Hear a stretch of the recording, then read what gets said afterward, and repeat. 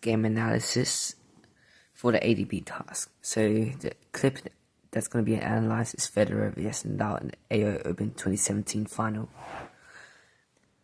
So here we can see Federer predicted wrong fist step, but you can see he's slightly leaning back towards his right to return his ball, and he actually does well to get the ball back, as you can see, with a great angle.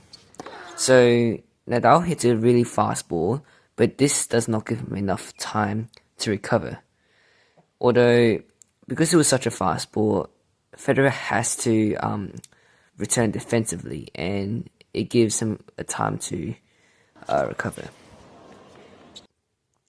So here, Nadal wants to keep attacking Federer, and to make his situation even worse, Nadal has very heavy topspin shots, and this ensures Federer is not able to return a really good ball.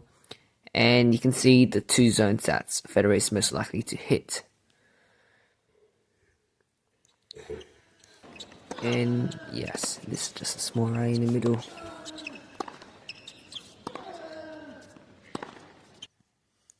Now here, Nadal has two options in order to take control of Federer. He can either do a really fast down the line shot to force Federer to defend, or he can hit a really spinny, heavy ball near the baseline that would force Federer to hit a defensive neutral shot. And he does that. And as you can see, this shot pulls Nadal quite wide, and this actually allows Nadal to hit a very good angle and basically give him the attack and take control over Federer.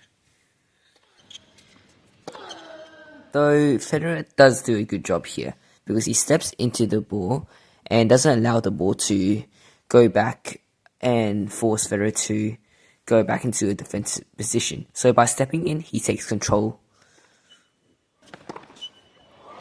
And here, Federer sees the open space clearly, and you can also see the position Nadal's in, and Nadal can be seen running desperately to cover the open space. So Federer wants to keep his control and hits it to the open space there. And this is a big moment rally, yeah. So now we get back to the thing. In this position, Nadal attempts to take control by hitting a deep and fast backhand. So this allows him to render Federer's, basically makes him hit a neutral shot, as you can see.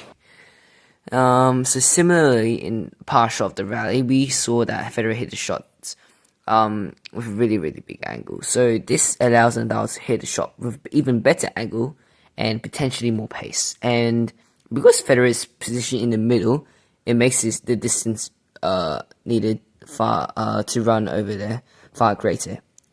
Luckily, Federer does hit a really great shot and hits the winner just like that. So we now have Sinner against Alcaraz in a US Open final, and this is a great point, and I'm about to show you how it goes. So what happens first is that Sinner serves, and as you can see, compared to Federer and Nadal, the pace in the serve, like especially the serve, is incredibly faster than what we saw before. And now that we're looking at this, Alcaraz has to react very fast, and you can see he's starting to chop. And when he chops that ball, it's not going to be a very good ball. It's probably going to be a neutral shot in the middle. And there we go, we see that. And here, Sinner hits a wonderful ball down the line, but Alcaraz has great speed, and just as highlighted, that he's probably going to counter-attack and force Sinner to move back. And you can see that in the points, so Alcaraz hits a great ball with a good angle, and Sinner walks back. So Sinner does a really good job saving this ball. So, and it's quite deep, and does force Alcaraz to stay on the baseline.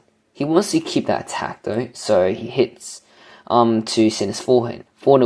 Sinner would expect it to his backhand, but because forehands are usually stronger than backhands, but it does go to forehand, and you can see his foot was slightly slips up, and he returns it with a neutral shot in the middle. Now we have here, in this position, Sinner is moving up and taking the ball early, and this allows him to take control. And Sinner hit it cross court, but he still fails to take into account that Alcaraz's speed is amazing, and he can easily get to that ball in like no time and hits a great angle. And you can see the highlighted zone where Sinner has to get it. So now, this is the final thing. So Sinner is in a great position, bent knees and everything, and Alcaraz is all the way on the left. He does want to hit it down the line, Sinner, but again, Alcaraz is way too fast and gets there and hits a great shot. And as you can see, the highlighted zone is where Alcaraz is most likely to hit, and there's absolutely no time for Sinner to get it, just like that.